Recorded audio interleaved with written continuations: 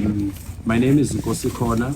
I'm popularly known as Uphakela Umthakathi. I'm the regiment's leader for the KwaZulu-Natal, mainly in the north of KwaZulu-Natal, in KwaNongoma. Ngingumfana nje okhulele emakhaya. I have so much respect for everyone. I respect every person coming from different countries.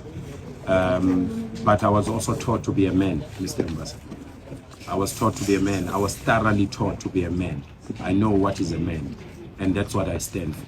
The reason why I'm sitting before you now, firstly, the reason why we are sitting down, this is a sign of peace in Zulu culture.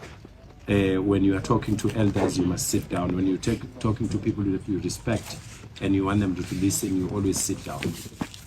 First, we want to address the xenophobia thing that is perpetrated in the social media, that Zulus are tribalistic and also we are xenophobic. We are not xenophobic, sir. If now that the police are here, are present, I would want us, if we had time, I would ask us to go to Sunnyside.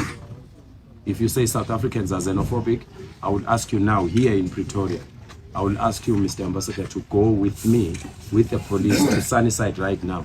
I will point out a building that some of your people are staying there. They are selling drugs. They're forcing our kids to do prostitution. They are extorting money from South Africa and sending it in their countries. Now, let's say we were xenophobic. This ambassador house wouldn't be here. Let's say we were xenophobic. You would not be here in South Africa. No,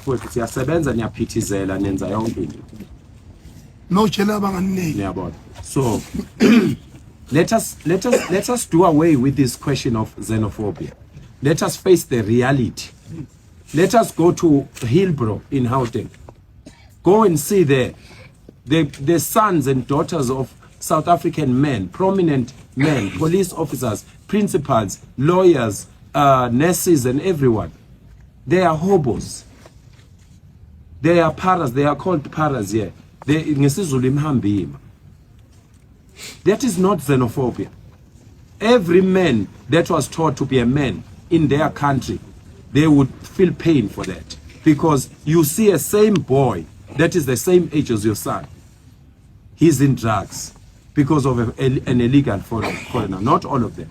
But we are saying as South Africans, let us sort out our borders, because the problem starts with Home Affairs. Now, if you are going to address Home Affairs will give you technical answers and tick a box and give you formality speeches and all that nonsense. That's why we are in a strait, Mr. Man. And now the biggest problem why we are here now today is because on Sunday or Saturday? Yeah, Sunday. I was there. 17 May. The Somalis had a gathering, and in their post they put a coat of arms, which is treason to use that, because you are sending the wrong message to other countries. You are actually telling the other countries that you have taken over the country. You are telling your brothers in Somalia that South Africa belongs to you now, because you are using the coat of arms. We are not even supposed to play with that thing. It is a national symbol. It is a sacred national symbol. But your brothers, Mr. Ambassador, used it.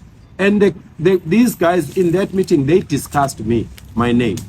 They said I'm supposed to be killed because I came up with the date, the 30 June 2026, to say all foreigners, Mr. Ambassador, all illegal foreigners and foreigners must come out of the country. We want to help the government, South African government, because we are voting for them. We are paying tax. We want to help them sort out the borders, Home Affairs, immigration, customs, and the policing system and border patrol. That is all we want to do. We are not saying, we have never said we are going to kill anyone. Since we started this march 1 year, 6 months ago, we've never killed anyone. We've never hit anyone. We are marching and showing the government that, government, please listen to us. We have problems in townships. We don't stay in areas like this. Somebody was killed yesterday in my village. Up until now, the police have not come to that house because there are no resources in the police station. But we are saying peacefully we are coming to see the Mr. Ambassador. We got 200 police. That means police are here in South Africa. They are here. They are available. But they are not available for, I'm sorry police. I'm very good friends with you, peace officers. I'm very good friends with police. I love police. But I have to say this. All of a sudden, there's enough police in Pretoria. When there is no, right now as we speak, if we stand up here, I'm saying let's stand up here and go to Sunnyside right now. I will point a building and I will tell you there's prostitution and drugs and illegal immigrants in this building. But trust me, this whole year is going to go without anything being done. But the police are available. Who orders the police to come to our marches and try and stop us from what we are doing? Who orders them? Who doesn't order the police to go and investigate that a boy in Soweto has been killed by Somalis and Pakistanis because of the tuck shop? Why are they not investigating that? Why for the whole year nobody's been arrested for that, but the boy passed away, a South African, killed because Somalis and Pakistanis once a tuck shop or a spaza shop. So we are saying we are very peaceful. We are very peaceful and we will continue to be peaceful, but we will still achieve the same results that we want to achieve for this country. We are going to make sure that, Mr. Ambassador, all the Somalis that are not here in South Africa legally, please, Mr. Ambassador, deport them, find them and deport them. All the people from Somalia that are committing crimes in South Africa, help the police, find them, hand them over to the police, let them be arrested and be deported. Because why all of a sudden everybody is available for this one? When our people are suffering that side, nobody is available. That's why we are availing ourselves. We are going to continue to be peaceful. We will never attack any Somali, but Somalis must respect us. If you marry a girl, if you have a girlfriend here in South Africa, Mr. Ambassador, you go and introduce yourself to your parents. And you don't go out with an underage girl. There's shops, your Somali guys that are owning shops, they are sleeping with young girls.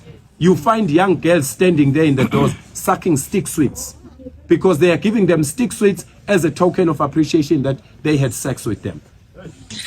We can't have that in South Africa. We can't be diplomatic about anything right now. We don't want long speeches anymore. We want action and we want our country back. And you as ambassadors, you must please help us. We are sitting down because it's a sign of peace. We are sitting down because we respect you. We can stand up, sir. I want this to go on record. We can stand up. The reason why we did not mobilize enough people to come here is because we are showing you that we are not fighting. We have 5,000 people ready to storm this embassy. We have 5,000 people ready.